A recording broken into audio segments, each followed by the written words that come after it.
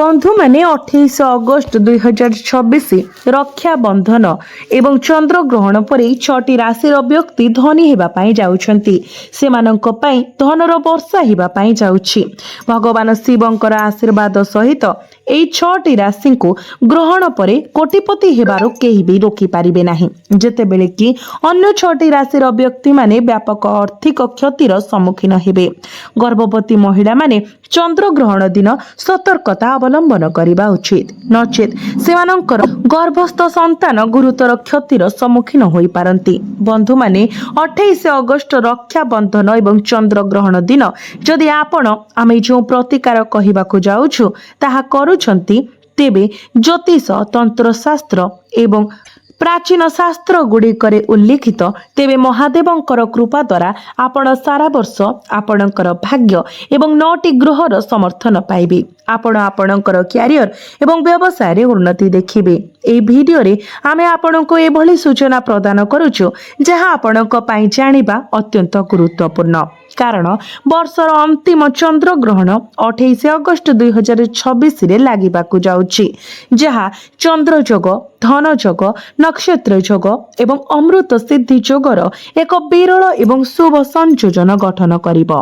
तेणु आपणकु निज पई 10 रु 15 मिनिट समय देबा पई कहूछि। एक शांत स्थान रे बसंतु एवं भिडियोटी को संपूर्ण भाबरे देखंतु। এই सूचना आपणक पई लाभदायक हेबो। बंधु माने किछि व्यक्तिंक पई एही चंद्र ग्रहण एक जीवन परिवर्तनकारी सूचक होई पारे, जेतेबेले कि अन्य मानक पई एहा सतर्क रहिबार संकेत भाबरे काम करे। तेबे केउ 6टी राशि जहार भाग्य उज्जवल हेबाकु जाउछि, कहा पाई धन एवं सफलतार नूतन पथ खोलिब, किए निज चाकरी एवं व्यवसाय संपर्क रे एक बड़ खबर पाइब एवं कहा पाई अटकी रहितिबा कार्य शेष रे समाप्त होई पारे। एई चंद्र ग्रहण परे केउ राशि मानकु सेमानक जीवन रे विशेष सतर्कता अवलंबन करिबाकु पड़िबो। आजिर भिडियो रे आपण सब प्रश्नर विस्तृत उत्तर पाइबे।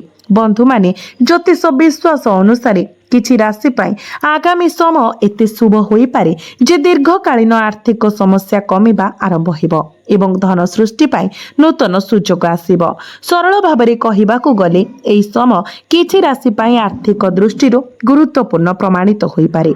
जदि आपण वास्तुशास्त्र एवं ज्योतिष रे विश्वास करंती तेबे आसंतु जानिबा जे केउ 6टी राशि सेमानकर भाग्य रे परिवर्तन देखिबा पाई जाउछंती। एहा मध्य आलोचना करिबा जे पवित्र रक्षा बंधन रे चंद्र ग्रहण समय कोन करिबा उचित एवं कोन न करिबा उचित। राखी बांधिबा समय केउ निर्दिष्ट विषय गुडी को मने रखिबा उचित। चंद्र ग्रहण रक्षा बंधन रीतिनीति किंबा राखी उत्सवर समय कोनसी परिवर्तन आनिबो कि भद्रा कालर कोनसी प्रभाव पड़िबो कि भारत रे सूतक काल पालन करा जिवो कि एवं सबुठारु बड़ प्रश्न 28 अगस्त रे भौणी माने केउ शुभ समय सेमानकर भाई को राखी बांधिबा उचित। ए समस्त प्रश्नर विस्तृत उत्तर आपण एई भिडियो रे पाइबे, तेनु शेष पर्यंत निश्चित भाबरे देखंतु। बंधु माने आपणक राशि से विशेष राशि मध्यरु होई पारे जे राशिर भाग्य एई चंद्र ग्रहण ठारु महान परिवर्तन हेबा पई जाउछि एवं आपण हुए तो जानी पारिबे नाही जे जीवन परिवर्तनकारी घटना केउ दिगरु आसीबो।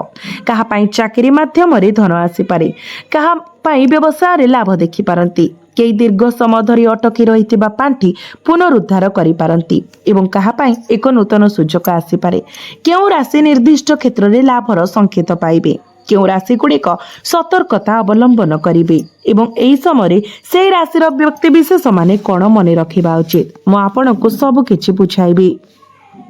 बंधु माने पवित्र श्रावण मासरे रक्षा बंधन हेबाकु थिबा चंद्र ग्रहण हेउची 2024 रो एक विशेष ज्योतिर्विज्ञानीय घटना।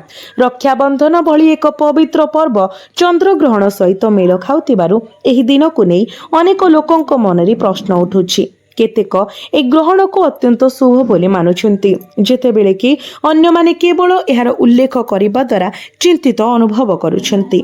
तथापि चिंता करिबार कोनोसी आवश्यकता नाही, जेपरि आजिर भिडियो रे आमे ए चंद्र ग्रहण विषय सब किछि कहिबो। तो बंधु माने अगस्त 28 2026 रे ग्रहण एक आंशिक चंद्र ग्रहण हेबो। एहार मुख्य आंशिक पर्याय प्राय सकाळ 8:04 रु सकाळ 11:25 पर्यंत रहिबो एवं शीर्ष पर्याय प्राय सकाळ 9:45 समय हेबो। ଏବଂ ରକ୍ଷାବନ୍ଧନର ଶୁଭ ମୁହୂର୍ତ୍ତ ବିଷୟରେ ଆଲୋଚନା କରିବା। ରକ୍ଷାବନ୍ଧନ ଶୁକ୍ରବାର ଅଗଷ୍ଟ 28, 2026 ପାଳନ କରାଯିବ। ପଞ୍ଚାଙ୍ଗ ଗଣନା ଅନୁସାରେ ରାକ୍ଷୀ ବାନ୍ଧିବା ପାଇଁ ସମୟ ପ୍ରାୟ ସକାଳ 5:02 ସକାଳ 9:56 ପର୍ଯ୍ୟନ୍ତ ରହିବ। ସୂର୍ଯ୍ୟୋଦୟ ସମୟ ବିଭିନ୍ନ ସମୟରେ କିଛି ମିନିଟ୍ ପରିବର୍ତ୍ତନ ହେଉଥିବାରୁ ଉତ୍ସବର ନିର୍ଦ୍ଦିଷ୍ଟ ସମୟ ସାମାନ୍ୟ ପରିବର୍ତ୍ତନ ହୋଇପାରେ। ତେଣୁ ଦୟାକରି ଆପଣଙ୍କ ନିର୍ଦ୍ଦିଷ୍ଟ ସହର ପାଇଁ ପଞ୍ଚାଙ୍ଗ ଯାଞ୍ଚ କରନ୍ତୁ। ଗୁରୁତ୍ୱପୂର୍ଣ୍ଣ କଥା ହେଉଛି ଅଗଷ୍ଟ 28ରେ ସୂର୍ଯ୍ୟୋଦୟ ପୂର୍ବରୁ ଭଦ୍ରାକାଳ ଶେଷ ହୋଇଯିବ ଏବଂ ପୂର୍ଣ୍ଣିମା ତିଥି ପ୍ରାୟ ସକାଳ 9:56 ପର୍ଯ୍ୟନ୍ତ ରହିବ। ତ ରକ୍ଷାବନ୍ଧନ ସମୟରେ ଭଦ୍ରାକାଳ ବିଷୟରେ ସତର୍କତା ଅବଲମ୍ବନ କରିବାର ପରମ୍ପରା ସର୍ବଦା ରହିଆସିଛି। ଏହା ବିଶ୍ୱାସ କରାଯାଏ ଯେ ରାକ୍ଷୀ ବାନ୍ଧିବା ଭଳି ଶୁଭ କାର୍ଯ୍ୟ ଭଦ୍ରାକାଳ ସମୟରେ କରାଯିବା ଉଚିତ ନୁହେଁ। ତଥାପି ଯେହେତୁ ଭଦ୍ରାକାଳ 28 ଅଗଷ୍ଟ 2026 ସକାଳ ସୁଦ୍ଧା ସମାପ୍ତ ହୋଇଯିବ, ତେଣୁ ସେହିଦିନ ରାକ୍ଷୀ ବାନ୍ଧିବା ସମୟରେ ଭଦ୍ରାକାଳ ବିଷୟରେ ଚିନ୍ତା କରିବାର କୌଣସି ଆବଶ୍ୟକତା ନାହିଁ। ଏବେ ଆସନ୍ତୁ ରକ୍ଷାବନ୍ଧନର ଚନ୍ଦ୍ରଗ୍ରହଣ ସହିତ ସମ୍ପର୍କ ଦେଖିବା। ଦୟାକରି ବୁଝନ୍ତୁ ଯେ ଏହି ଗ୍ରହଣ ଭାରତରେ ଦୃଶ୍ୟମାନ ହେଉନାହିଁ, ତେଣୁ ସୂତକ ସମୟ ଏଠାରେ ପ୍ରଯୁଜ୍ୟ ମାନାଯିବ ନାହିଁ। ତଥାପି ଧାର୍ମିକ ବିଶ୍ୱାସ କରୁଥିବା ଲୋକଙ୍କ ପାଇଁ ଗ୍ରହଣ ଦିନ କିମ୍ବା ରକ୍ଷାବନ୍ଧନର ପବିତ୍ର ଦିନରେ କିଛି କାର୍ଯ୍ୟ ପ୍ରତି ନିଷେଧ କରାଯାଇଛି। ପ୍ରଥମତଃ, ଯଦି ଆପଣଙ୍କ ଘରେ ଗର୍ଭବତୀ ମହିଳା ଅଛନ୍ତି ତେବେ ତାଙ୍କୁ ଭୟ କରିବାର କୌଣସି ଆବଶ୍ୟକତା ନାହିଁ। ଯେହେତୁ ଭାରତରେ ଚନ୍ଦ୍ରଗ୍ରହଣ ଦୃଶ୍ୟମାନ ହେବ ନାହିଁ, ତେଣୁ ଏପରି କୌଣସି ବୈଜ୍ଞାନିକ ପ୍ରମାଣ ନାହିଁ ଯେ ଚନ୍ଦ୍ରଗ୍ରହଣ କିମ୍ବା ଗ୍ରହଣର ଛାୟା ଗର୍ଭାଶୟ ଉପରେ ପଡ଼ିବା ଶିଶୁକୁ କ୍ଷତି ପହଞ୍ଚାଇବ। କିନ୍ତୁ ଯଦି ପରିବାର ଧାର୍ମିକ ବିଶ୍ୱାସ ଉପରେ ଆଧାରିତ ସତର୍କତା ଅବଲମ୍ବନ କରିବାକୁ ଚାହୁଁଛନ୍ତି, ତେବେ ଗର୍ଭବତୀ ମହିଳା ନିଜ ଆରାମ ପାଇଁ ତାଙ୍କର ସାଧାରଣ ଦିନଚର୍ଯ୍ୟା ବଜାୟ ରଖିପାରିବେ ଏବଂ ଅନାବଶ୍ୟକ ଭୟ ଏଡ଼ାଇବା ଉଚିତ। ରକ୍ଷାବନ୍ଧନରେ ଗର୍ଭବତୀ ମହିଳାମାନେ ବିଶ୍ରାମ, ପୁଷ୍ଟିକର ଖାଦ୍ୟ ଏବଂ ମାନସିକ ଶାନ୍ତି ଉପରେ ଧ୍ୟାନ ଦେବା ଉଚିତ। ଦ୍ୱିତୀୟତଃ, ରକ୍ଷାବନ୍ଧନର ପବିତ୍ର ଦିନରେ ମା ତୁଳସୀଙ୍କୁ ଅସମ୍ମାନ ନ କରିବା ପାଇଁ ଆପଣଙ୍କୁ ବିଶେଷ ଯତ୍ନ ନେବାକୁ ପଡ଼ିବ। ଧାର୍ମିକ ପରମ୍ପରାରେ ତୁଳସୀ ଗଛକୁ ଅତ୍ୟନ୍ତ ପବିତ୍ର ବୋଲି ମାନାଯାଏ। ଆପଣ ତୁଳସୀ ଗଛରେ ଜଳ ଅର୍ପଣ କରିବେ କି ନାହିଁ ତାହା ଆପଣଙ୍କ ପରିବାରର ପରମ୍ପରା ଏବଂ ଦିନର ନିର୍ଦ୍ଦିଷ୍ଟ ପୂଜା ବିଧି ଉପରେ ନିର୍ଭର କରେ। କିନ୍ତୁ ଗଛକୁ କ୍ଷତି ପହଞ୍ଚାଇବା, ଏହାର ପତ୍ର ଛିଣ୍ଡାଇବା କିମ୍ବା ଅନାବଶ୍ୟକ ଭାବରେ ଛୁଇଁବା ଉପଯୁକ୍ତ ବୋଲି ମାନାଯାଏ ନାହିଁ। ତେଣୁ ବନ୍ଧୁମାନେ, ରକ୍ଷାବନ୍ଧନରେ ଆପଣ ନିଶ୍ଚିତ ଭାବରେ ମା ତୁଳସୀଙ୍କ ସମ୍ମୁଖରେ ଦୀପ ଜାଳି ପ୍ରଭୁ ଶ୍ରୀ ବିଷ୍ଣୁ ଏବଂ ମା ଲକ୍ଷ୍ମୀଙ୍କୁ ପ୍ରାର୍ଥନା କରନ୍ତୁ। ତୃତୀୟରେ, ରକ୍ଷାବନ୍ଧନ ଭଳି ପବିତ୍ର ପର୍ବରେ ଘରେ ଆର୍ଥିକ କାରବାର ବିଷୟରେ ବିଶେଷ ସତର୍କତା ଅବଲମ୍ବନ କରନ୍ତୁ। ଯଦି କୌଣସି ଜରୁରୀ ଦେୟ କିମ୍ବା ବ୍ୟବସାୟିକ କାରବାର କରିବାକୁ ପଡୁଥାଏ, ତେବେ କେବଳ ଗ୍ରହଣ ଭୟରେ ସେଗୁଡ଼ିକୁ ବନ୍ଦ କରିବାର କୌଣସି ଆବଶ୍ୟକତା ନାହିଁ, କାରଣ ଏହି ଗ୍ରହଣ ଭାରତରେ ଦୃଶ୍ୟମାନ ହେବ ନାହିଁ। କିନ୍ତୁ ଯେଉଁମାନେ ଧାର୍ମିକ ବିଶ୍ୱାସ ରଖୁଛନ୍ତି ଏବଂ ଗ୍ରହଣ ସମୟରେ ଅନାବଶ୍ୟକ ଆର୍ଥିକ କାରବାର ଏଡ଼ାଇବାକୁ ଚାହାନ୍ତି, ସେମାନେ ଏହା କରିପାରିବେ। ସବୁଠାରୁ ଗୁରୁତ୍ୱପୂର୍ଣ୍ଣ କଥା ହେଉଛି ରକ୍ଷାବନ୍ଧନରେ ଭାଇ ଏବଂ ଭଉଣୀଙ୍କ ମଧ୍ୟରେ ପ୍ରେମର ବନ୍ଧନ ଅକ୍ଷୁଣ୍ଣ ରହେ ଏବଂ ଟଙ୍କା ସମସ୍ୟା ଯୋଗୁଁ ସମ୍ପର୍କରେ କୌଣସି ତିକ୍ତତା ଯେମିତି ସୃଷ୍ଟି ନ ହୁଏ ସେଥିପ୍ରତି ଧ୍ୟାନ ଦିଅନ୍ତୁ। ଚତୁର୍ଥତଃ, ଅନେକ ଧାର୍ମିକ ପରମ୍ପରା ପରାମର୍ଶ ଦିଏ ଯେ ଚନ୍ଦ୍ରଗ୍ରହଣ ଏବଂ ରକ୍ଷାବନ୍ଧନ ଦିନ ସ୍ୱାମୀ ଏବଂ ସ୍ତ୍ରୀ ଦୂରତା ବଜାୟ ରଖିବା ଉଚିତ, ବ୍ରହ୍ମଚର୍ଯ୍ୟ ବ୍ରତ ପାଳନ କରିବା ଉଚିତ। ତେଣୁ ଆପଣ ଏହି ନିୟମ ମାନିବା ଉଚିତ।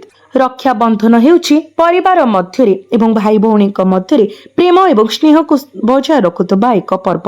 ଯଦି ଏହି ଦିନ ଆପଣଙ୍କ ଘରେ ଝଗଡ଼ା, ଅପମାନଜନକ ଭାଷା କିମ୍ବା ବିବାଦ ହୁଏ, ତେବେ ପରିବେଶ ନଷ୍ଟ ହୋଇଯିବ।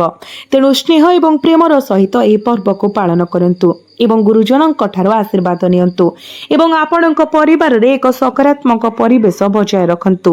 ଆଉ ଗୋଟିଏ କଥା ଧ୍ୟାନ ଦିଅନ୍ତୁ, ଏହି ଦିନ ତାମସିକ ଖାଦ୍ୟ ଯେମିତିକି ମାଛ, ମାଂସ, ଅଣ୍ଡା, ମଦ ଏହି ସବୁଠାରୁ ସମ୍ପୂର୍ଣ୍ଣ ରୂପେ ଦୂରେଇ ରଖନ୍ତୁ। ଧାର୍ମିକ ବିଶ୍ୱାସ ଅନୁଯାୟୀ ସାତ୍ବିକ ଖାଦ୍ୟ ବାଛିବା ଉଚିତ। ଯଦି ଆପଣ ନିଶା ସେବନ କରନ୍ତି, ତେବେ ଏହି ପବିତ୍ର ପର୍ବରେ ନିଶା ଠାରୁ ସମ୍ପୂର୍ଣ୍ଣ ଦୂରରେ ରହିବା ଭଲ। ଏହି ଦିନ ଚିନ୍ତା, ବାଣୀ ଏବଂ କାର୍ଯ୍ୟରେ ପବିତ୍ର ରଖିବା ପାଇଁ ଚେଷ୍ଟା କରନ୍ତୁ। ଧାର୍ମିକ ବିଶ୍ୱାସ ଅନୁସାରେ ସାତ୍ବିକ ଖାଦ୍ୟ ଖାଇବା ଦ୍ୱାରା ମନ ଶାନ୍ତ ରହିଥାଏ ଏବଂ ଘରେ ଏକ ସକାରାତ୍ମକ ପରିବେଶ ବଢ଼ିଥାଏ। ତେଣୁ ରକ୍ଷାବନ୍ଧନ ଦିନ ଏହି ସବୁ କଥାକୁ ମାନନ୍ତୁ। ଚନ୍ଦ୍ରଗ୍ରହଣ ପରେ ଏହି 6ଟି ରାଶି ଧନ ସଂଗ୍ରହ ପାଇଁ ଅନେକ ସୁଯୋଗର ସମ୍ମୁଖୀନ ହେବେ। नूतन उद्यम आरंभ करने योजना करुवा लोकंक पई सफलतार संभावना अछि। नूतन जान किंबा घर किनिबा योजना आगको बढ़ी पारे एवं परिवार मध्यरे एक शुभ घटना घटी पारे। यह कहिबा निरापद जे भगवान शिवंकर कृपा सहित आगामी समय एई 6टी राशि पाई उत्कृष्ट प्रमाणित हिबो। सेमानक जीवन रे प्रचुर खुशी आसीबो। आपणकर आर्थिक स्थिति मजबूत हिबो एवं आपण जीवन रे विभिन्न लाभ आर्थिक लाभ एवं गुरुत्वपूर्ण सफलता पाई परिबे। तो प्रथम भाग्यवान राशि हेउछि मेष राशि। एही चंद्र ग्रहण परे मेष राशि रो व्यक्ति विशेष मानकु धन सुख समृद्धि एवं ऐश्वर्य प्राप्ति हिबो। आपणकर व्यवसाय बहुत दिन धरि क्षति रे चलीथिला किंतु एबे आपण एथिरु लाभ पाइबाको जाउछंती।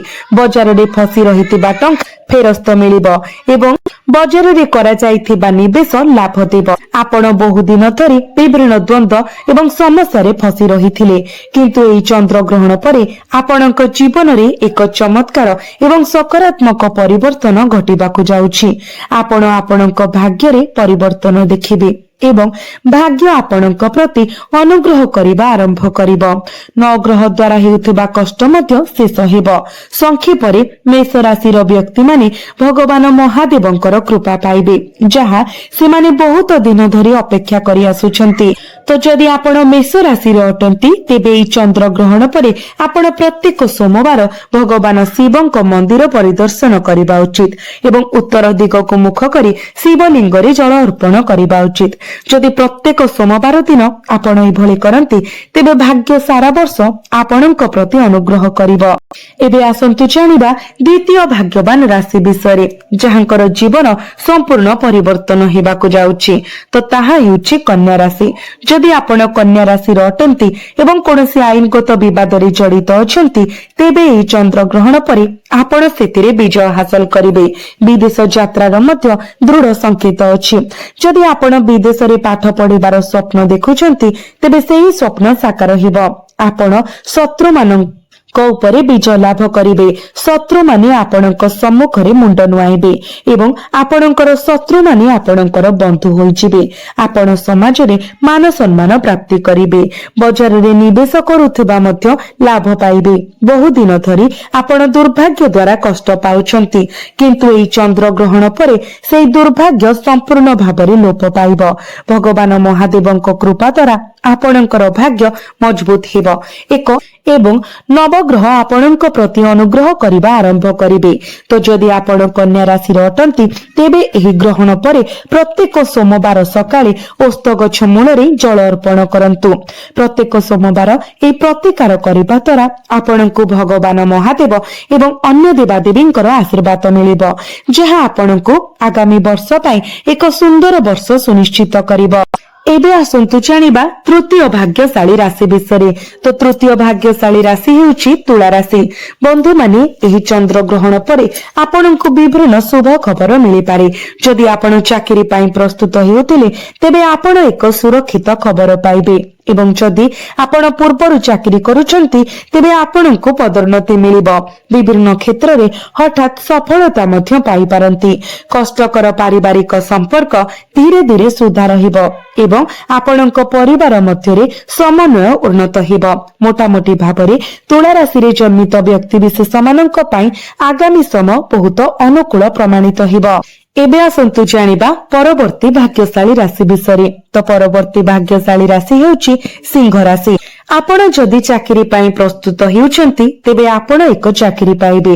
जदि आपण जणे व्यवसायी तेबे आपणकर व्यवसाय एबे यथेष्ट लाभ प्रदान करिवो। आपणक जीवन रे आर्थिक लाभ पई अनेक रास्ता खोलिबो जहा फल रे आपणकर संपत्ति रे वृद्धि हेबो। आपणक परिवार रे टंकार प्रवाह पूर्व तुलना रे यथेष्ट द्रुत हेबो। एही चंद्र ग्रहण परे कोनोसी नूतन व्यवसाय आरंभ करिबा द्वारा यथेष्ट लाभ मिलिबो। आपण किछि इन्वेस्टमेंट कले मध्य लाभ पाइबे। मोटामोटी भाबरे एही चंद्र ग्रहण परवर्ती समय सिंह राशि पई अत्यंत शुभ एवं लाभदायक सिद्ध हेबो। तो एबे आसंतु जानिबा परवर्ती भाग्यशाली राशि विषय। परवर्ती भाग्यशाली राशिटी हेउछि मिथुन राशि। जदि आपण बहुत दिन धरी असुस्थ अछंती तेबे एही चंद्र ग्रहण परे आपणक रोगरु मुक्ति मिलिब। भगवान महादेवଙ୍କ कृपारु आपणकर स्वास्थ्य संपूर्ण भाବରେ पुनः स्थापित हेब एवं आपण समस्त स्वास्थ्य संबंधी समस्या मुक्त हेबे।